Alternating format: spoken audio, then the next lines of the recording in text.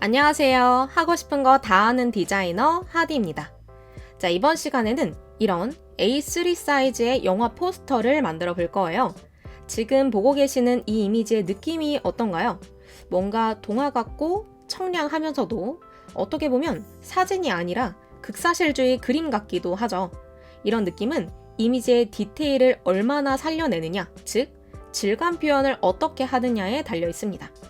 또 이런 디테일이 있는 이미지 위에 바로 중요한 텍스트인 제목을 써야 하기 때문에 가독성이나 판독성이 떨어지지 않게 자연스러우면서도 확실한 효과를 주어야 돼요. 말로는 조금 복잡하게 들리는데 막상 해보면 또 생각보다는 할만하실 거예요. 자, 시작해볼까요? 자, 우선 포토샵에서 파일, 새로 만들기를 클릭해 주시고요. A3 사이즈 기준으로 창을 만들 건데요. 인쇄물 제작을 할 때 창의 크기는 실제 종이보다 크게 제작해야 돼요. 왜냐하면 인쇄소에서는 A3 100장 인쇄를 의뢰했을 때 A3를 하나씩 다 인쇄하는 게 아니라 큰 종이에 여러 개를 인쇄하고 재단을 해서 완성하거든요. 그때 내 디자인이 일부 잘릴 것을 대비해서 살짝 크게 만드는 거예요. 업체마다 다르지만 보통 1mm에서 3mm 정도의 여유를 두고 제작하는 편이에요. 지금은 상하 좌우 각각 2mm씩 크게 만들어 볼 거예요. 따라서 폭과 높이는 3mm씩 크게 입력해야겠죠? 창의 위에 보시면 프린트라는 탭이 있어요. 눌러주시고 밑에 있는 플러스 버튼을 클릭해서 옵션을 더 꺼내주세요. 여기에 있는 A3를 클릭해 주시면 창 크기가 확인되고요. 여기에서 4씩 더해서 입력해 주시면 돼요. 301을 입력하셔도 되고 플러스 4를 바로 입력하셔도 됩니다. 여기도 플러스 4. 그리고 색상 모드는 RGB가 아닌 CMYK로 제작해야겠죠? 포스터는 인쇄를 기준으로 하니까요. 자, 이 상태에서 제작을 클릭해 주시고요. 우리가 창을 크게 만들었기 때문에 실제 인쇄물 사이즈를 표시해줄 안내선을 만들고 그 안내선 영역 안쪽만 인쇄된다고 생각하면서 작업해 볼 거예요. 메뉴바에 있는 뷰, 보기 메뉴를 클릭하시고요. 가이드, 안내선이라는 메뉴 안에 뉴 가이드 레이아웃, 새 안내선 레이아웃을 클릭해 주세요. 여기에 열과 행 모두 다 체크해 주시고요. 번호를 둘 다 2로 입력해 주세요. 그럼 가로 세로 이등분이 되겠죠? 밑에 있는 여백을 체크해 주시고 4가지 메뉴 모두에 2mm를 입력해 줄 거예요. 단위까지 입력하셔야 돼요. 이걸 컨트롤 C 복사하고 나머지에 컨트롤 V로 붙여 넣으면 되겠죠. 확인을 눌러주시면 이제 이 여백 바깥쪽은 잘린다라고 생각해 주시면 되는 거예요. 자, 이번엔 안내선을 한 번 더 만들 건데 이건 지면에 배치를 도와주는 안내선이에요. 디자인을 하기 위한 안내선인 거죠. 지난 온라인 배너 예제 기억하시죠? 그때와 비슷한 역할이라고 생각하시면 돼요. 다시 뷰, 가이드, 뉴 가이드 레이아웃 눌러주시고요. 행과 열에 있는 번호를 이번엔 3으로 입력해 줄게요. 그리고 이렇게 하면 기본적으로 원래 있던 안내선이 모두 다 삭제가 되는데 밑에 있는 이 체크박스를 해제해 주셔서 기존에 있던 안내선은 유지해 주셔야 돼요. 그리고 밑에 있는 여백 체크해 주시고요. 이번엔 4개 모두 12mm로 입력해 줄게요. 컨트롤 C 복사하시고 나머지에 컨트롤 V로 붙여 넣어주시면 돼요. 확인 눌러주세요. 자, 이렇게 하면 A3 영역 안쪽으로 1cm씩 들어온 안내선이 더 생성이 된 거죠. 이 여백 바깥쪽으로는 중요한 내용은 넣지 않는 게 좋아요. 눈에 잘 띄지도 않고 혹시나 잘릴 수도 있는 영역이라고 보시면 돼요. 자, 이제 이미지를 가져오고 보정을 조금 해줄게요. 파일, Place Embedded, 포함 가져오기 클릭해 주시고 예제 파일 중에 영화 같은 포스터, JPG를 눌러주세요. 크기와 위치를 조정해 줄게요. 저는 Alt를 눌러서 이렇게 좌우 크기가 딱 맞게 배치해 줄 거예요. 엔터 눌러주시고 전체적으로 채도를 조정하기 위해서 메뉴 중에 이미지, 그리고 두 번째 있는 어드저스먼트, 한글판은 조정이죠. 여기에 있는 휴 세츄레이션, 색조 채도를 눌러줄게요. 색은 바꾸지 않을 거기 때문에 색조는 0, 채도를 플러스 45로 높게 설정해 주세요.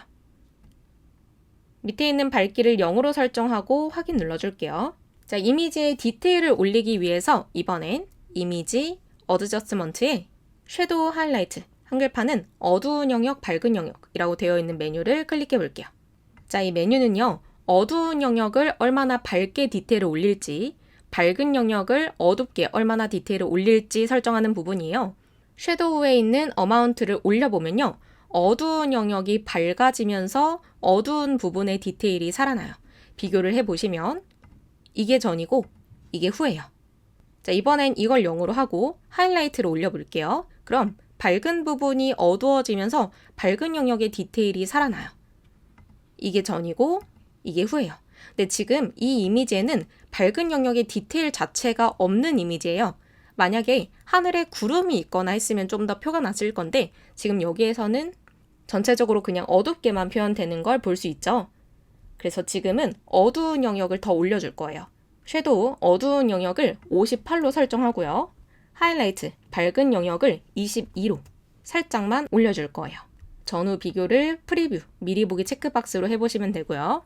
확인 눌러주신 다음에 자, 이번에는 밝기를 살짝만 올려줄 거예요. 이미지에 어드저스먼트 들어오시면 세 번째 커브 곡선이 있어요. 자, 이 곡선은 RGB와 달라요.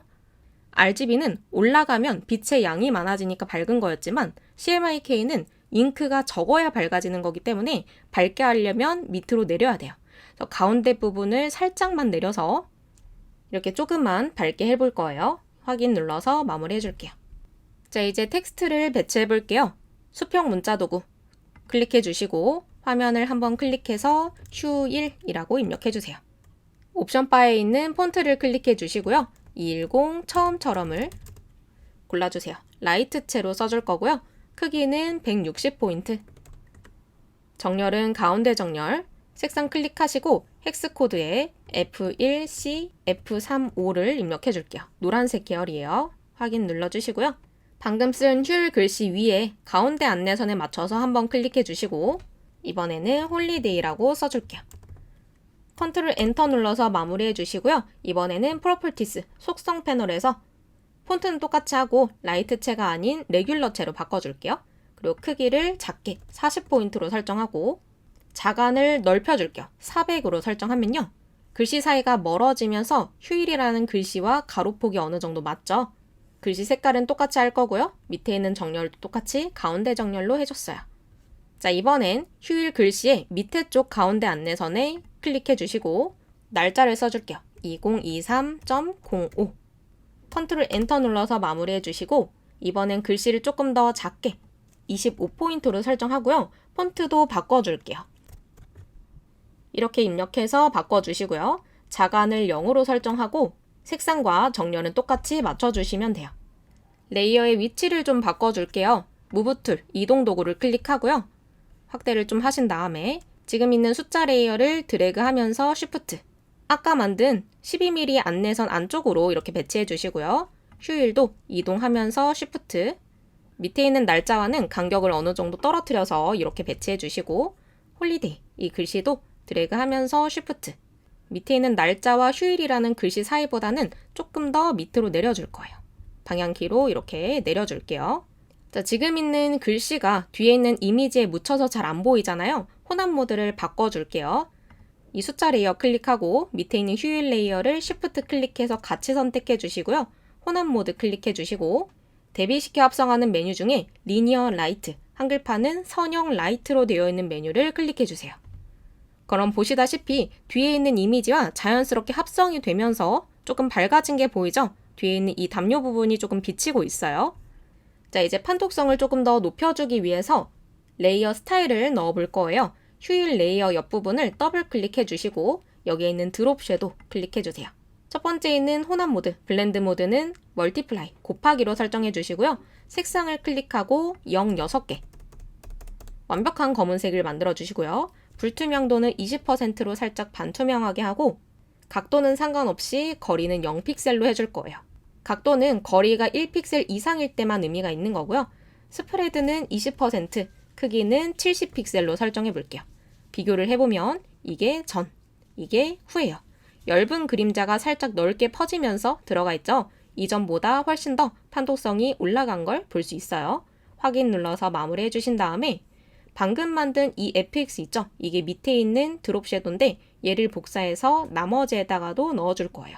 FX를 Alt 누른 채로 드래그하면 복사할 수 있어요. Alt 드래그해서 나머지 두 개에다가도 만들어주시면 되고요.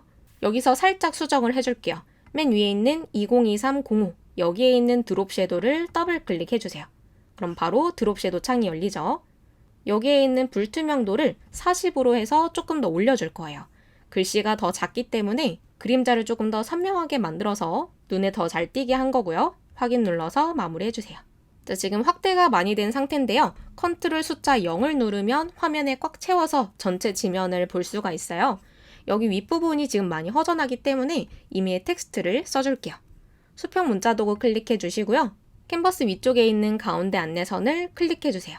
임의의 글씨가 써질 건데 이대로 컨트롤 엔터 눌러서 마무리를 하시고 위에 폰트를 바꿔줄게요. 폰트를 클릭하고 본 명조, 볼드체 골라주시고요. 폰트의 크기는 30, 가운데 정렬, 색상은 초록색 계열로 골라줄게요. 헥스 코드에 709141 입력하시고 확인 눌러주시면 돼요. 그리고 이 글씨 밑에 쪽에다가는 단락을 만들어 줄 거예요. 여기를 클릭이 아닌 드래그해서 단락을 만들어 주실 수 있어요. 자, 이번에는 폰트의 종류를 볼드체가 아닌 라이트체로 바꿔주시고요. 크기는 16으로 작게. 나머지는 똑같이 가운데 정렬에 초록색 그대로 놔두시면 돼요. 단락은 테두리에 이런 네모난 표시가 뜨는데요. 크기를 조정하면서 Alt를 누르면 좌우 한 번에 조정할 수가 있고요. 컨트롤 드래그하면 위치도 바꾸실 수 있어요. 그리고 저는 지금 행간이 조금 벌려져 있는데 옆에 있는 프로퍼티스 패널에 이 행간이 저는 지금 26으로 설정되어 있거든요. 기본값은 자동, 오토예요. 이걸로 설정해놓고 크기를 조금만 더 줄일게요. Alt 드래그해서 살짝만 더 줄이고 컨트롤 엔터 눌러서 마무리 해줄게요.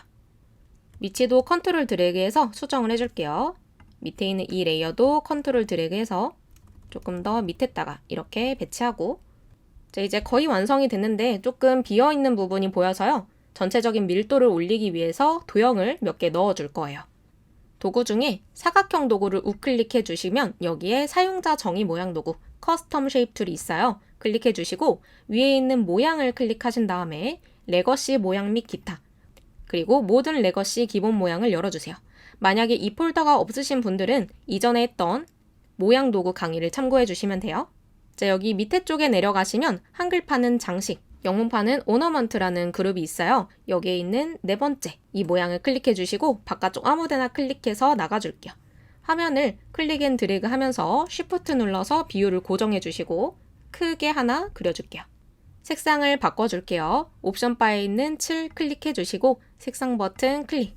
여기에 있는 헥스 코드에 FDDD00 입력하고 확인 눌러주세요. 획 클릭하고 없음을 눌러주시고요. 레이어의 혼합 모드를 바꿔줄 거예요. 우선 레이어 순서를 가장 맨 위로 올려주시고 여기 있는 표준, 노멀을 클릭하신 다음에 어둡게 합성하기 중 두 번째에 있는 멀티플라이, 곱하기를 눌러줄게요. 회전을 해줄 건데요. 지금처럼 모양 도구인 상태에서는 회전할 수 있는 변형 상자가 바로 나와 있어요. 이 상태에서 바로 해주셔도 되고요. 이 표시가 안 나오시는 분들은 컨트롤 T를 누르셔도 돼요. 저는 바로 해줄게요. 이렇게 드래그해서 회전해 주시고 위치는 컨트롤 드래그로 맞춰주시고요. 정해진 모양이 없으니까 원하시는 곳에 그냥 배치해 주시면 돼요. 저는 크기도 좀 키워주고 이런 식으로 배치해 줄게요.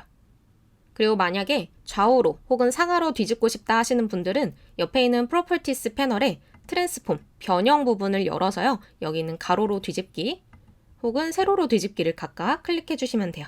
혹은 컨트롤 T를 눌러서 우클릭을 하고 밑에 있는 뒤집기를 사용해 주셔도 되고요. 자, 이번에는 컨트롤 J를 눌러서 레이어를 복제하고요. 컨트롤 T를 눌러주시고 위치도 이동하고 뒤집기도 하시고 회전도 하고 해서 다양하게 배치해 주시면 돼요. 다시 컨트롤 J를 눌러서 복제하시고요.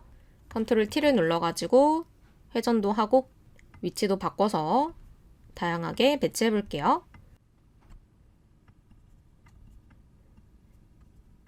엔터 눌러서 마무리해 주세요. 자, 이제 마지막으로 이 시선을 중앙부에 확 집중할 수 있도록 외곽 부분에 비네팅 효과를 넣어 볼 거예요. 자, 우선 레이어 패널에서 새 레이어 버튼을 클릭해서 비어있는 레이어 하나를 만들어 주시고요.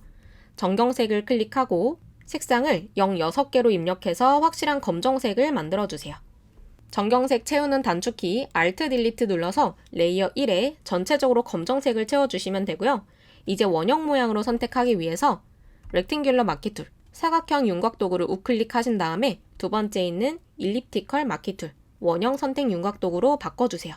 그리고 옵션 바에 보시면 패더라는 값이 있는데요. 이게 외곽선을 얼마나 부드럽게 선택할지 입력하는 부분이에요. 이걸 300으로 올려주시고 드래그를 할 건데요. 안내선 만들었죠? 그 중에 가장 가운데 있는, 정가운데 있는 안내선부터 드래그를 할 거예요. 여기에서부터 클릭 앤 드래그 하면서 Alt를 누르면 이렇게 중앙이 고정되죠? 지면 전체적으로 선택될 수 있게 Alt 드래그해서 이렇게 선택해주세요. 다 되셨으면 딜리트 눌러서 지워줄게요. 선택 영역이 부드럽게 잡히면서 자연스러운 비네팅 효과가 만들어졌어요. 컨트롤 D를 눌러서 선택 해제를 해주시고 너무 진하니까 여기에 있는 혼합 모드인 노멀, 표준을 클릭하셔서 오버레이로 바꿔줄게요. 이것도 진하니까 불투명도, 오파시티를 30 정도로 낮춰주시면 완성이에요. 이전에 비해서 확실하게 집중도가 딱 올라간 모양을 볼 수 있죠. 지금 안내선 때문에 보기가 좀 힘든데 단축키 컨트롤 세미콜론 누르면 안내선을 잠시 숨길 수 있어요. 이게 전이고 이게 후죠. 맨 밑에 있는 레이어인 이미지 레이어 있죠? 이 레이어의 눈을 Alt 클릭하시면 이 레이어의 눈만 볼 수가 있는데요. 여기에 있는 스마트 필터의 눈을 클릭하시면 필터가 적용되기 전인 원본 레이어를 볼 수가 있죠. 이게 전이고 컨트롤 Z를 2번 누르면 방금 했던 거 실행 취소 2번을 하니까 완성본을 다시 볼 수 있겠죠? 컨트롤 ZZ. 이게 후죠. 원본 이미지에서 질감과 생동감을 살리고 글씨를 써서 가독성을 높이는 연습을 해봤어요. 잘 따라오셨나요? 이미지와 텍스트를 배치하고 판독성을 높이는 작업이었는데 유튜브 썸네일과는 또 다른 작업 방식이었죠. 이렇게 컨텐츠의 성격에 따라서 중점으로 두어야 되는 부분이 다르고 같은 기능이어도 그 쓰임새가 달라져요. 이전에 만든 유튜브 썸네일과 오늘 만든 영화 포스터의 작업 방식, 그리고 그 뉘앙스를 비교하면서 분석해보는 시간을 스스로 가지시면 더 좋을 것 같아요. 오늘도 수고 많으셨습니다. 다음 강의에서 뵐게요.